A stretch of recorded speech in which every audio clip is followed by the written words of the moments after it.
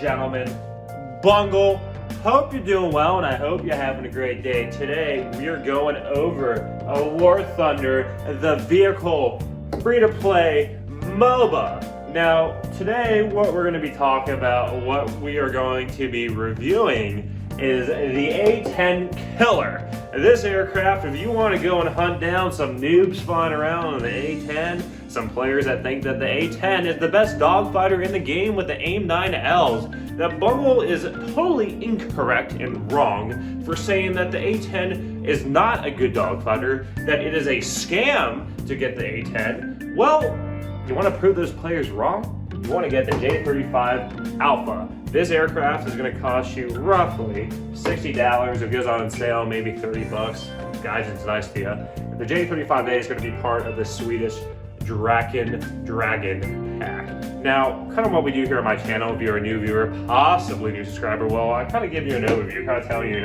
brief little facts, snippets about this aircraft that we are reviewing. Next, I'll talk about the performance. Is it good?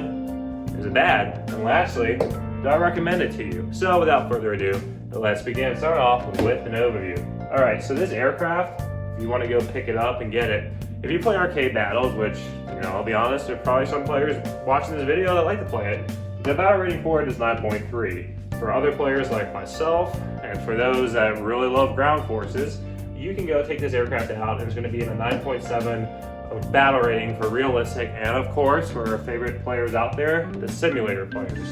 And it's the same battle rating, 9.7. This is a rank 6 fighter, so if you're kind of new to the Swedish tech tree, well, this is going to be a great vehicle to pick up to help you grind to get to that meta top tier jet. Now, going to our performance, all right, so what does the Draken bring to the table?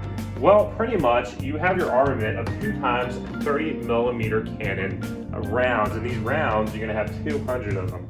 So 200 rounds. Now, you may be wondering, Bungle, that's really not a lot of rounds, and I'll be honest, I agree with you, right? When I first took this aircraft out, I was like, wow, that's not a lot of rounds. This aircraft could be potentially a scam alert. Kind of with old aircrafts in War Thunder, you will kind of have to learn how the aircraft plays. But at the same time, this aircraft, unlike the A-10, a player can pick this aircraft up and kind of understand what it can do and realize that it's actually good at what it's supposed to do, which is dogfighting. Now, these 200 rounds, you have to learn trigger discipline. And trigger discipline basically means that I see a target, I am not going to hold the left click button or right trigger or whatever you use if you're playing console and fire all my rounds at a target. Because pretty much if I do that, I'm going to expend all my rounds. 200 rounds, it will go through 200 rounds really, really quickly. So you're going to have to learn trigger discipline. You're going to have to learn how to lead. You're going to learn when's an appropriate time to fire. Because pretty much those cannons are your lethality. This aircraft is very maneuverable. If you get into a turn fight, which most players will try to do it, even my fellow A-10 players that think that the AIM-9Ls make them the best dogfighter in the game, those players will try to dogfight with you, and they will pretty much, you will outmaneuver them very quickly. Now, a con to this is you have to be careful when you're maneuvering. If you do a high G turn, you have the potential of ripping your wings, and pretty much as this is a swept wing design or a delta wing aircraft, once you rip those wings, you're done. This aircraft isn't like on any other aircraft in enlisted where, you got wings and you rip your flaps or whatever, you can still kind of work with it. No, this aircraft is a delta wing aircraft, a flying Dorito, so as a result, you have to be aware that if you rip those wings, you're done. You're done to. Now, for the armament, with our secondary weapons, you have 4 times RB-24 A-to-A air-to-air missiles.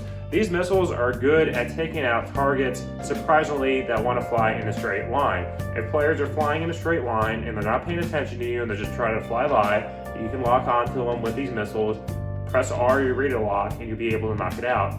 On the other side, there's also 12 times M560 rockets. Now these rockets, I haven't really used them, maybe for your ground forces player if you want to use it. This aircraft is pretty much designed to dogfight, and that's what it's great at doing. Ground pounding, I don't really recommend doing that with this aircraft at all.